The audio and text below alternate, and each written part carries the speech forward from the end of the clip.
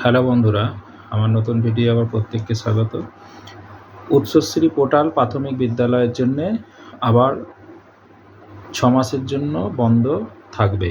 যে প্রাথমিকের ট্রান্সফারের জন্যে যে উৎসশ্রী পোর্টাল চালু হয়েছিল সেটা দীর্ঘ 3 বছর ধরে বন্ধ, আগামী আরও 6 মাস বন্ধ থাকবে, আজকে নোটিশ দিয়েছে। এবং সেটা সেকশন 107 অনুসারে মিউচুয়াল ট্রান্সফারটা চালু থাকবে।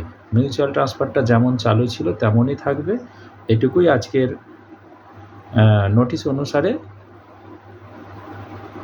ফাইনাল হয়েছে। তার মানে বোঝা গেল প্রাথমিক শিক্ষক যারা আছে তাদের যে দীর্ঘদিনের যন্ত্রণা সেটা আরও 6 মাস বাড়ল। এবং আমার অনুমান এই 6 মাস শুধু নয়, এটা দীর্ঘ আরও 1 বছর কি 2 বছর জানা নেই। তার কারণ আপনারা জানেন আগামী বছরে ইলেকশানের ব্যাপার আছে। তো সেই ইলেকশান মানে এটা যদি 31শে ডিসেম্বর পর্যন্ত চালু যদি থাকে, জানুয়ারি ফেব্রুয়ারি মাসের পর থেকেই ইলেকশান নিয়ে ব্যস্ত হয়ে পড়বে, ট্রান্সফার নিয়ে আর কেউ ভাববে না। তো অতএব যা বোঝা যাচ্ছে যে আগামী 1 বছর তো বটেই, প্রয়োজনে 2-3 বছর পর্যন্ত এই ট্রান্সফার আপাতত এই বন্ধই থাকবে। উৎসশ্রীর মাধ্যমে এটা জাস্ট একটা ললিপপের মতন খোলা হয়েছে, এর কোনো কাজ নাই।